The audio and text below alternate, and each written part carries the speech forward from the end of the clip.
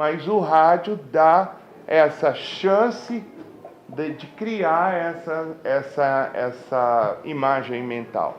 Então, o que ele cria? Credibilidade. Ele cria... Nossa, eu vou parar de falar assim. Estou me sentindo o próprio Papa.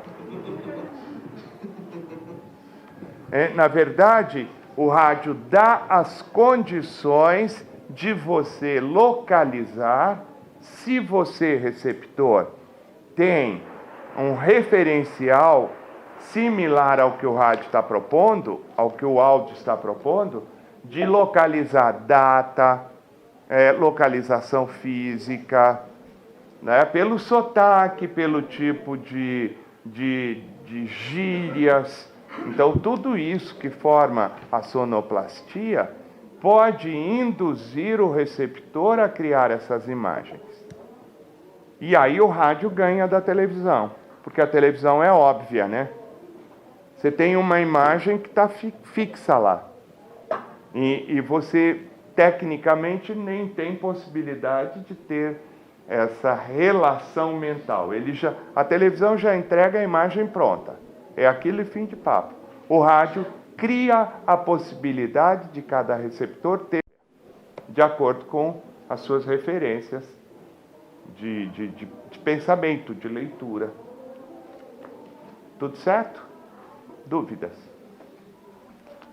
3. Pesquise, enumere e analise cada novidade introduzida na sonoplastia desde a inauguração do rádio, da televisão e as mudanças e formatação da indústria do disco nos diferentes sistemas de reprodução sonoplástica e toda a parafernália eletroeletrônica de gravação e reprodução sonora.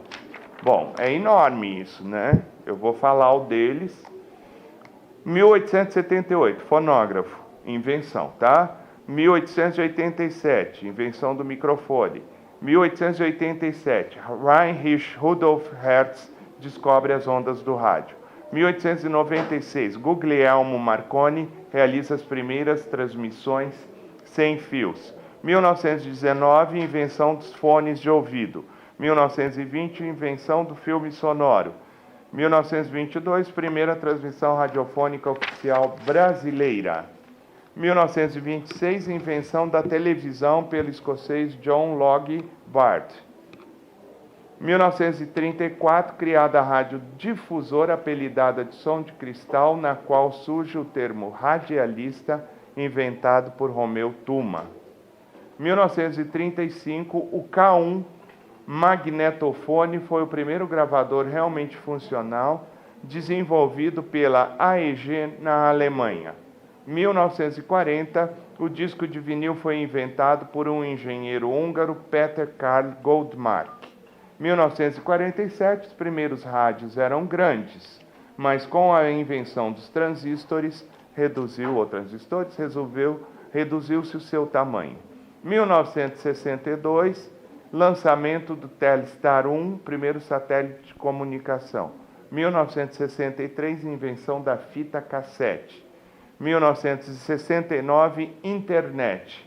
1984, Philips e Sony lançaram o CD-ROM. 1985, entrou em operação o sistema de fibras óticas, transmitindo dados em imagens em velocidades jamais vistas antes. 2005, YouTube. 2006, MP3 Player. Está faltando um monte de informações aqui ainda. Tá? As transformações do disco de 78 para 45, para 33,5, para a invenção do CD, depois do vídeo, depois do vídeo laser. Tudo isso faz parte da comunicação. No geral está certo, tá? Mas está faltando... Também está faltando aqui uma coisa muito importante, que é o computador pessoal. Está faltando, né? Está faltando iPod, iPad, iPhone. Tudo isso faz parte, são mídias importantes para a comunicação. Alguém quer acrescentar algo, amores? Não? 4. Que aspectos devem ser levados em conta para se criar uma programação musical? Público-alvo, horário que o programa será veiculado, intensidade das músicas, na verdade é nível de emocional, né, das músicas, nível de impedância. Se o locutor tem a voz certa para aquele tipo de música, tempo do programa, playlist, eu acho que está confuso isso. Para você criar uma programação musical, primeiro, você precisa decodificar o público-alvo, qual é o gosto, quais são os gostos predominantes desse público-alvo, quais são os autores predominantes, os gêneros predominantes, porque o público normalmente não gosta de uma música só, de um gênero de música. Você gosta de vários gêneros. Então, quais são esses gêneros mais fortes? A partir daí, qual vai ser a editoria artística que você vai aplicar? Qual vai ser a formatação da programação musical? Qual vai ser o nível de intensidade dela, né? Se você vai partir da música mais para cima, para uma música mais calma, se você vai ter predominantemente músicas de nível médio, se você está fazendo uma playlist, uma programação musical no período da noite, tem que ser mais leve. Se você está fazendo de manhã, tem que ser mais pesado. Qual é o horário que vai ser veiculado? E, a partir disso, do público-alvo, qual é o padrão de locução? Enumere e analise cada um dos componentes da sonoplastia e da paisagem sonora. Efeitos sonoros, trilha sonora, música, voz, efeitos de voz. E aí ele não analisou cada um desses elementos. Eu ainda tenho mais evento sonoro, eu ainda tenho mais o ruído, eu ainda tenho mais o silêncio, eu ainda tenho mais o fato sonoro. Vocês têm a explicação de tudo isso desde a apostilinha do semestre passado, queridos. Tá, então não vamos explicar cada um deles de novo. O que foi a era do rádio no Brasil e como a sonoplastia migra do estúdio para o palco. A era do rádio no Brasil, a era de ouro do rádio no Brasil, vai dos anos 30 ao final dos anos 50. Nesse período, a radiodifusão no Brasil é feita com muito idealismo, paixão e participação na vida brasileira. O rádio trouxe grandes benefícios culturais, sociais e políticos ao país. Fortaleceu o sentido de nação e consolidou a própria língua portuguesa falada no país, dando-lhe mais homogeneidade na pronúncia, sem lhe destruir as peculiaridades regionais. A sonoplastia migra como uma das ideias que mais surtiu efeito para agradar aos inúmeros ouvintes pelo viés da criação das radionovelas. A primeira, Em Busca da Felicidade, não é a primeira, é mentira deles, tá? Mas a deles é Em Busca da Felicidade, 1942, pelas ondas da Rádio Nacional. E logo assim como os programas com espectadores em estúdio. Programa de auditório é melhor, tá? Ainda faltou aqui falar das rainhas do rádio, dos reis do rádio. Acho que falar um pouquinho mais do gênero radionovela, que é o grande gênero do rádio, né? Falar do programa do Repórter Esso. Acho que são fatores importantes desse momento histórico. Se alguém tiver alguma outra informação, vai dizendo, tá, gente? Eu estou indo direto aqui porque ninguém está falando nada. Quais são os gêneros dramatúrgicos? Qual a importância dos efeitos sonoros em sua produção? As produções desse gênero buscam utilizar todos os recursos da linguagem sonora e radiofônica, ou seja, música, efeito, silêncio e voz, para construir ambientes e personagens, e através deles apresentar histórias reais ou fictícias. Embora seja pouco usado no rádio brasileiro atualmente, é um gênero extremamente importante, desafiador e útil para a expressão de indivíduos e comunidades. Entre seus formatos podemos destacar radionovelas, seriado, peça radiofônica, poemas dramatizados, sketches, audiobiografia e programas temáticos. Tem por função a recriação de sons da natureza, de animais e objetos, de ações e movimentos, elementos que em teatro radiofônico têm que ser ilustrados ou aludidos sonoramente. Inclui ainda a gravação e a montagem de diálogos e a seleção, a gravação e o alinhamento de música com função dramatúrgica na ação ou narração. Os sons assumem um papel muito importante em qualquer composição ou projeto por representar o impacto necessário. Tá legal. De que formas podemos recriar sons, memórias, personagens, locais, sonhos e emoções pela sonoplastia? Precisamos explorar as possibilidades expressivas do som, fornecendo uma realidade física real ou imaginária, um mundo lógico e coerente.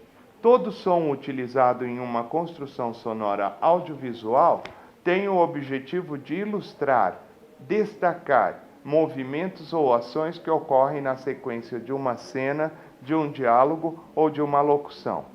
A montagem do áudio na sonoplastia pode conter elementos que reforcem a naturalidade do que está ocorrendo, ou fazer com que o receptor tenha uma percepção diferente do que seria o som natural daquela ação. Para a realização de gravações ou criações sonoras, podemos classificar os efeitos em dois tipos. Efeitos editoriais, que são eventos sonoros que não exigem grande complexidade de obtenção e manipulação. Por exemplo, rato, buzina, assovio. E efeitos principais, que são os eventos sonoros que necessitam um trabalho de pesquisa e produção mais elaboradas.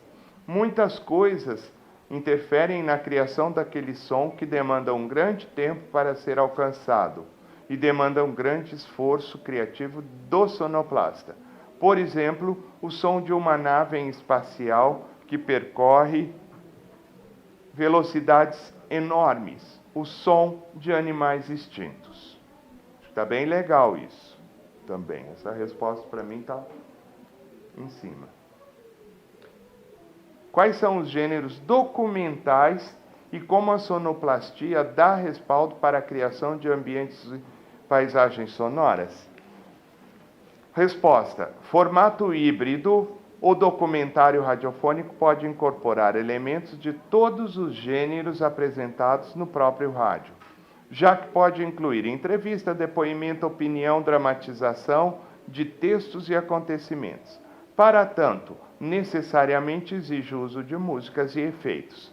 O primeiro ponto é que o documentário versa sobre fatos identificáveis na linha do tempo histórico, enquanto a ficção tem a liberdade de construir uma narrativa que pertença aos domínios imagináveis. O segundo consiste na ideia segundo a qual o gênero documental possui características formais próprias de estabelecer asserções sobre o mundo histórico.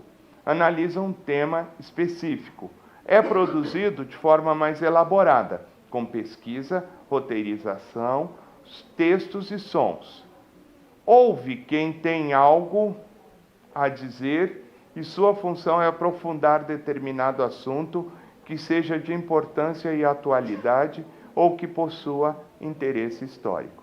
Eles ainda esqueceram de falar que você tem dois tipos de gênero documental: o documentário padrão e o documentário desviante. O que é videoarte?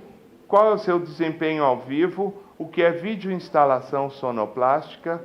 Que são todos denominados gêneros experimentais. Gente, eu estou corrigindo o português, que está difícil de entender aqui, tá? Por isso que eu estou dando umas paradas. Eu estou refalando o texto, para que vocês entendam. Resposta: é uma forma de expressão artística que utiliza a tecnologia do vídeo em artes visuais. Desde os anos 1960, a videoarte está associada às correntes de vanguarda. Alguns dos principais representantes são Nan Yunt Paik, Wolf Vostel, Joseph Beuys e Bill Viola. O barateamento e a difusão do vídeo no fim da década de 60 incentivam o uso não comercial desse meio por artistas do mundo todo, principalmente por aqueles que já experimentavam as imagens fotográficas e fílmicas. O vídeo e a televisão entram com muita força no trabalho artístico, frequentemente associados a outras mídias e linguagens. O desenvolvimento da arte pop, do minimalismo e da arte conceitual toma a cena nos anos 60 e 70, sobretudo nos Estados Unidos. Nesse momento, instalações, performances e happenings são amplamente utilizados, sinalizando as novas orientações da arte. As tentativas de dirigir a criação artística às coisas do mundo, à natureza, à realidade e à tecnologia. Cada vez mais, as obras articulam diferentes modalidades de arte, como música, pintura, teatro, escultura, literatura, desafiando as classificações habituais, questionando o caráter das representações artísticas e a própria definição de arte. É isso aí. Como devemos orientar o técnico de som quanto aos aspectos relativos à oralidade e à sonoridade na lauda radiofônica? Na lauda radiofônica, a oralidade é indicada pelo termo LOC, abreviatura de locutor, porque se trata daquilo que deve ser emitido pelo aparelho fonador de alguém. E a sonoridade é indicada pelo aparelho termo TEC, abreviatura de técnica ou técnico, porque se trata das indicações sonoplásticas que devem ser realizadas pelo operador de áudio ou sonoplasta. Ao escrever uma lauda radiofônica, que termos relativos à sonoplastia devem ser usados para orientar o técnico de som em relação à música, trilha e efeitos? O termo trilha deve ser indicado como parte da TEC, seguido das seguintes indicações: título da música, intérprete, nome ou número do CD, número da faixa, minutagem e finalização. A expressão efeito sonoro deve ser indicada também como parte da técnica, seguida das indicações: nomenclatura do efeito, minutagem e número de vezes e finalização. Tudo bem, gente? Alguém quer acrescentar algo? Para mim, essas respostas estão satisfatórias.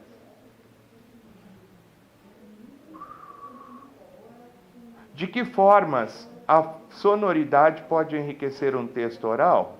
Que técnicas podem ser utilizadas?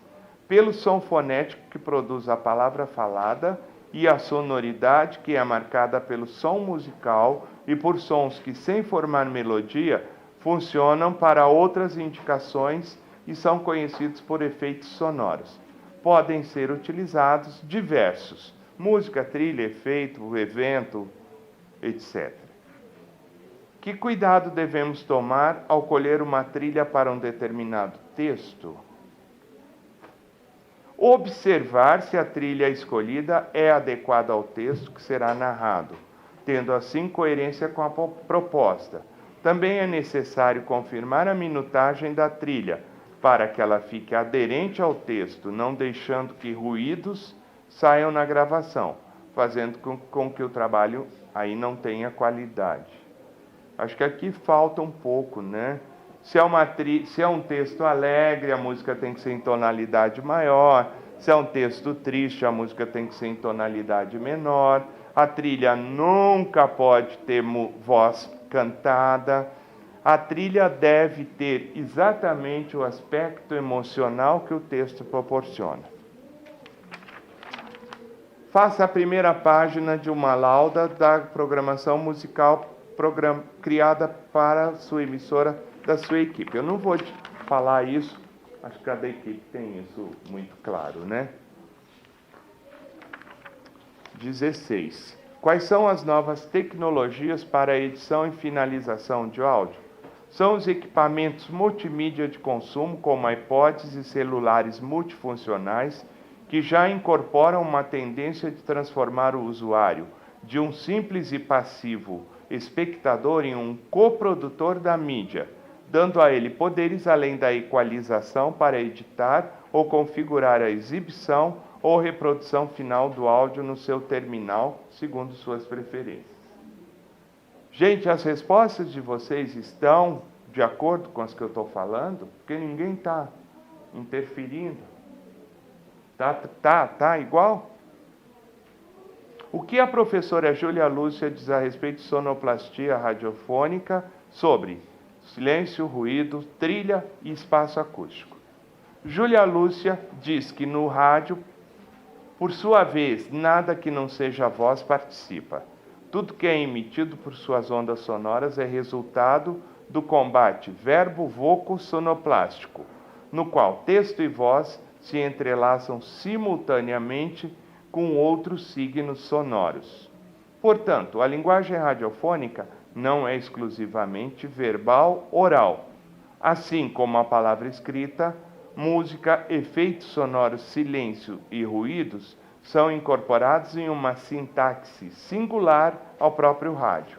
Adquirindo novos elementos, perdem sua unidade conceitual à medida em que são combinados entre si, a fim de compor uma obra essencialmente sonora, com o poder de sugerir imagens auditivas ao imaginário do ouvinte. Olha como ela frisa e como está muito bem falado, com o poder de sugerir. Tá? Não confunde que o rádio cria imagem. Ele sugere imagens auditivas ao imaginário do ouvinte. 18. O que podemos fazer para tornar uma vinheta a identidade sonora da emissora? Definir a identidade sonora como característica da programação radiofônica e levar o ouvinte a relacionar determinada estação com um som exclusivo, uma imagem sonora particular e diferenciada. O processo de identificação inclui o som genérico da emissora, o slogan sonoro, os indicativos, jingles, promoções, cortinas e efeitos musicais que integram a programação. Tá? Qual a diferença entre vinheta da emissora e vinheta de programa e de passagem? Vinheta de emissão de programa geralmente é utilizada na abertura e no encerramento do mesmo, apresentando recursos de áudio que identificam cada atração da grade deste programa. Vinhetas de passagem estão presentes no meio do programa como cortinas, separam quadros da programação. E eles não falaram da vinheta da emissora, que é a identificação da própria editoria da emissora em si. Que vão indicar o quê? Segmentação, padrão de locução, gênero musical, enfim, todos os elementos que se aderem ao receptor. O que vendemos em uma peça comercial? Produto, marca e ideia ou serviço. Vendemos spot publicitário organizado com vistas a compor uma narrativa por meio da qual é apresentado o produto, sua marca e o seu conceito. A performance do locutor, a trilha e os efeitos sonoros desempenham papéis imprescindíveis na descrição e composição das cenas e dos personagens. Mas o fio condutor de toda a narrativa é o texto verbal e oral, ou no caso do jingle, o texto vocal cantado. Qual é a diferença entre spot e jingle? Aqui está errado. Spot é uma peça comercial falada. Jingle é uma peça comercial cantada. Está errado às vezes. Qual é a diferença entre spot institucional e comercial. Spots comerciais são anúncios comerciais com a finalidade de venda, da divulgação de serviços de estabelecimento e empresas ou serviços em rádio, TV. Chamam mais atenção... Não, bobagem isso. O spot comercial, ele vende um produto, uma marca ou um serviço. O spot institucional é aquele feito por entidades, em particular o governo. E ele passa a informação de uma ideia. Por exemplo, para a tia Dilma, o Brasil está na sua melhor fase, né? Com grandes escolas, todas funcionando, com a saúde resolvida, com a habitação resolvida. É pelo viés dos spots institucionais que essa ideia filosófica mesmo do pensamento do partido é veiculado. Tá? O que é um documentário e qual a diferença entre doc padrão e desviante? O documentário aborda e explora um tema específico, geralmente com uma mistura de comentários e trechos de áudios. Alguns documentários de rádio, particularmente aqueles com música especialmente composta ou efeitos sonoros, se assemelham em muitos aspectos para o jogo de rádio, mas com argumentos reais, enquanto outros consistem principalmente na simplicidade de comunicação e em estilo jornalístico, mas ainda assim com maior profundidade e detalhe do que uma simples notícia comum. O DOC, eles não responderam, né, o DOC padrão. O DOC padrão é aquele conduzido por um apresentador. O DOC desviante, eles marcaram derivante, está errado, é desviante, é aquele composto por testemunhais de especialistas, por entrevistas, por trechos de poesia, por textos de livros, por músicas que são recortadas como exemplo e não contém a opinião do produtor. Quais são as características diferentes entre programação e playlist? Playlist... Playlist é uma lista de músicas. Programação também, viu, gente? Não, está errado aqui. Playlist é a relação da programação musical mais veiculada ou mais pedida pelo rádio ouvinte. A programação musical é uma opção da editoria artística, da direção artística da emissora, né? Feita por diversas formas, desde o contrato de veiculação até os artistas que realmente estão fazendo mais sucesso, ou até os artistas que são os preferidos do diretor artístico. Então, na programação musical, você faz de acordo com o que o diretor quer. A playlist são as mais veiculadas. Na verdade, a playlist é o resumo da programação musical da semana. As 10 as mais pedidas. 25. O que é um retrato sonoro? Retrato sonoro é composto por vários temas, como a cidade, a natureza, o mar, com elementos de referência imaginários e concretos para a composição radiofônica. Na verdade, o retrato sonoro é uma peça sonoplástica que busca analisar ou um compositor, ou um gênero musical, ou as sonoridades de uma determinada região, ou características específicas, como uma festa, tipo a Quiropita, San Gennaro, ou canções específicas de um segmento religioso, tá? Tendo como base, como fundamento, o som. Daí, retrato sonoro. Fim. Dúvidas? Pergunta? Então, desliguem as mídias de vocês, por favor.